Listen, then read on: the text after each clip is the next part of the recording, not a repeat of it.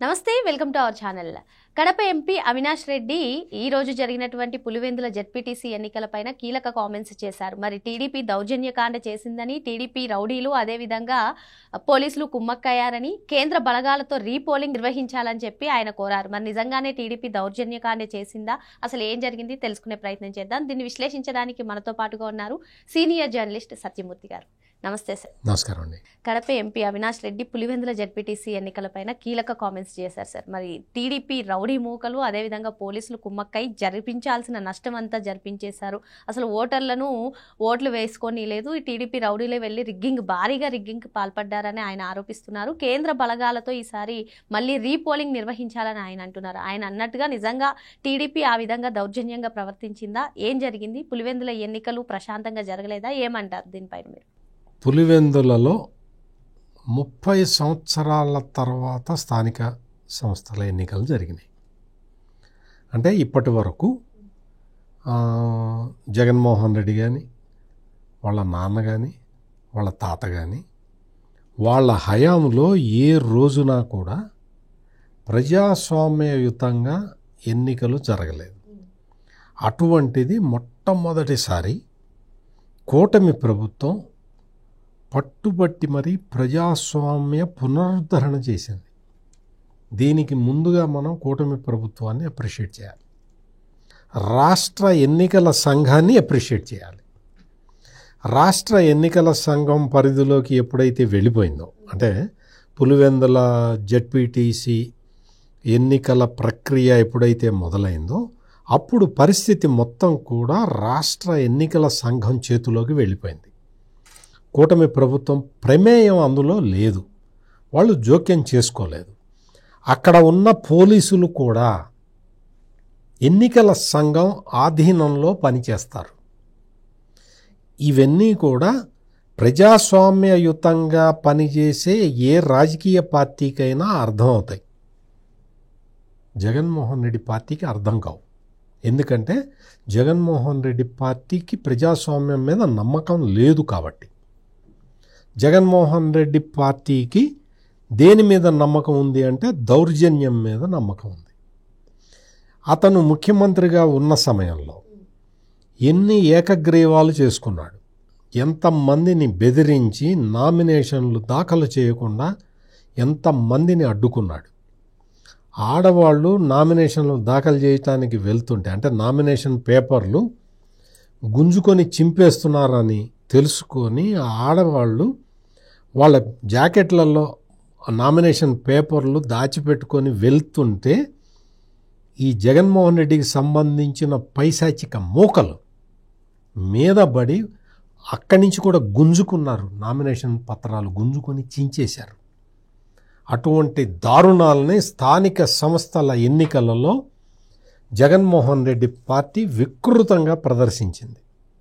ఆ రోజు జగన్మోహన్ రెడ్డి చేస్తున్న అన్యాయాలు అక్రమాలని అడ్డుకోవటానికి ఆనాటి రాష్ట్ర ఎన్నికల కమిషనర్ నిమ్మగడ్డ రమేష్ కుమార్ శత విధాల ప్రయత్నం చేశారు. పోలీసులకి, అక్కడ ఉన్న కలెక్టర్లకి, వీళ్ళకి కూడా కొన్ని నిర్దిష్టమైన ఆదేశాలు ఇచ్చి వాళ్ళు డెమోక్రటిక్గా ఎలా ప్రవర్తించాలి అని చెబుతూ ఉన్న క్రమంలో జగన్మోహన్ రెడ్డి డైరెక్ట్గా కొంతమంది కలెక్టర్లని వాళ్ళకి వార్నింగ్ ఇచ్చాడు. ఆ రోజు పంచాయతీరాజ్ శాఖ మంత్రిగా పెద్దిరెడ్డి రామచంద్రారెడ్డి ఉన్నాడు. పెద్దిరెడ్డి రామచంద్రారెడ్డి స్థానిక సంస్థల ఎన్నికలు నిర్వహించాల్సిన బాధ్యత గల మంత్రిగా ఉండి స్థానిక సంస్థల ఎన్నికల్ని అడ్డుకున్నాడు. ఆ రోజున రాష్ట్ర ఎన్నికల కమిషనర్ నిమ్మగడ్డ రమేష్ కుమార్ కొన్ని నిర్ణయాలు తీసుకుంటే ఆ నిర్ణయాలని మీరు ఉల్లంఘించండి అని మంత్రిగా పెద్దిరెడ్డి రామచంద్రారెడ్డి చెప్పాడు. ఆ తర్వాత అదే జగన్మోహన్ రెడ్డి ముఖ్యమంత్రిగా నిమ్మగడ్డ రమేష్ కుమార్ క్యాస్ట్ ఏంటో చెప్పి ఆ కులాన్ని తీసుకొచ్చి చంద్రబాబు నాయుడికి అంటగట్టి ఇద్దరు ఒకే కులం కాబట్టి ఇట్లా చేస్తున్నారని చెప్పి సిగ్గు లేకుండా, అసలు కనీసమైన సిగ్గు కూడా లేకుండా ఆ రోజు ముఖ్యమంత్రి స్థానంలో ఉన్న జగన్మోహన్ రెడ్డి పవిత్రమైన రాష్ట్ర ఎన్నికల కమిషనర్ పోస్టుని కులంతో కలుషితం చేస్తూ మాట్లాడాడు. అటువంటి ఈ జగన్మోహన్ రెడ్డి, అటువంటి ఈ కడప ఎంపీ అవినాష్ రెడ్డి, వీళ్ళు ఈ రోజున వచ్చి ప్రజాస్వామ్యం గురించి మాట్లాడితే ఎంత అసహ్యంగా ఉంటుంది. ఈ రోజున కూటమి ప్రభుత్వం ఎన్నికల ప్రాసెస్లో ఎక్కడా జోక్యం చేసుకోలేదు. మంత్రుల్ని వాళ్ళని అక్కడికి పంపించలేదు. స్థానిక నాయకులు తప్ప పార్టిసిపేట్ చెయ్యలేదు. నువ్వేం చేసావు? నీ ఎంపీ అక్కడే ఉన్నాడు, నీ మాజీ మంత్రులందరూ అక్కడే ఉన్నారు. టన్నులు డబ్బులు పంచిపెట్టావు. ఎందుకు సార్ అసలు జెడ్పీటీసీ ఎన్నికలకి అవినాష్ రెడ్డి ఇంత భయపడుతున్నాడు? అంటే ఈ జెడ్పీటీసీ ఎన్నికలు కనుక చేజారిపోతే జగన్మోహన్ రెడ్డి ఏమైనా యాక్షన్ తీసుకునే ఛాన్స్ ఉందంటారా? అతను యాక్షన్ తీసుకోవటం కాదు, ఇక్కడ ఏంటి అంటే పులివెందుల్లో ఎలక్షన్ జరగకూడదు.